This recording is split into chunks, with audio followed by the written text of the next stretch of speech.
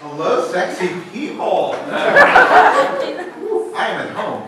I just want to share a couple of stories with you, let you get to know me, me get to know you a little bit. First thing I'm going to let you know about is that I am colorblind, or as my politically correct optometrist says, I'm color deficient. Well, I'm not quite sure how politically correct she actually is, because when I was reading the eye chart, it said, you are one sexy bitch. Oh. And the colorblind thing has been with me all my life. In kindergarten, the first assignment I ever failed was not being able to make the traffic light using pre-cut red, yellow, and green circles. However, by second grade, I knew which fellow students worked to steal. I still do. I stole that joke from Danielle. Then in high school, I joined the bowling league, and I had a ball custom drilled to fit my hand, only afterwards to discover that what I thought was blue ended up being a shade of purple. And that was not the last time in my life I was going to discover that when I saw something as purple, it was actually blue balls. The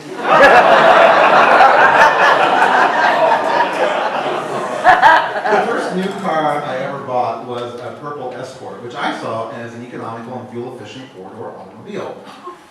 However, my friends always saw it as a reason to sing every time I entered the room, I love you. So, being colorblind, there is no seeing eye dog. So I married my husband last year, and finally, my socks match. But you don't understand the trouble that it is being colorblind and not being able to embrace all the gay stereotype that there is. There is no matching the sequins to the gown. There is no Oscar like, ooh, look what she's wearing. There is no putting together nappy little ensembles with the blink of my fake eyelash eye.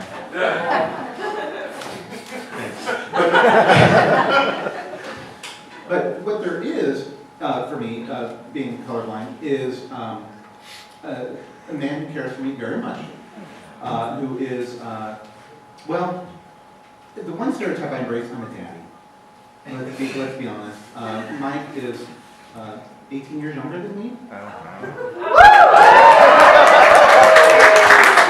And we've been married now for a year, which means it's time to start pitching. And the one thing that young Mike doesn't do is put things back where they belong. It's like, Mike, where's the extension cord? Mike, where's the trimmer? Mike, where's the Buttmaster 3000? Oh, okay, when you're done.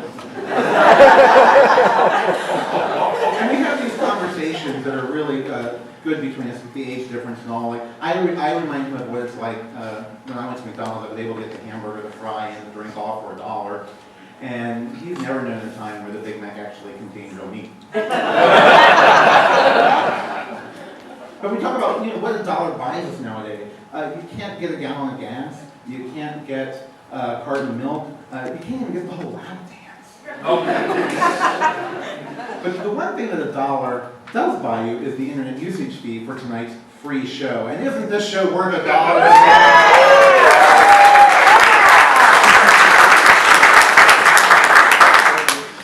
So, the question of what does $1 buy you? $1 can buy you joy. At least it does for me. I find that when I'm out in a grocery store and I see a misbehaving child pushing that cart into other people's legs or into displays or into whatever obstacle he can find, that I will give that boy or girl $1 to run that cart into a bitch of a mother, always in the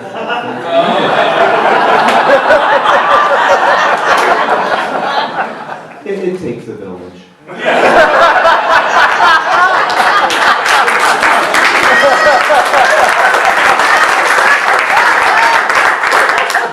But $1, you need a lot of dollars to do the fun things. And the one fun thing that I got to do, and I had an absolute blast, because I got to go to a party where it was a fancy party. I mean, the napkins are cloth, the china is real, the women's breasts are not.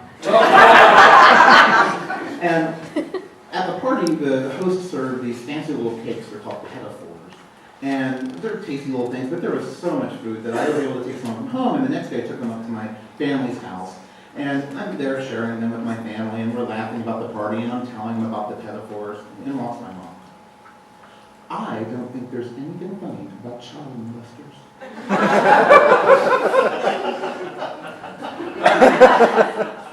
Mom, there is if you tell the joke right.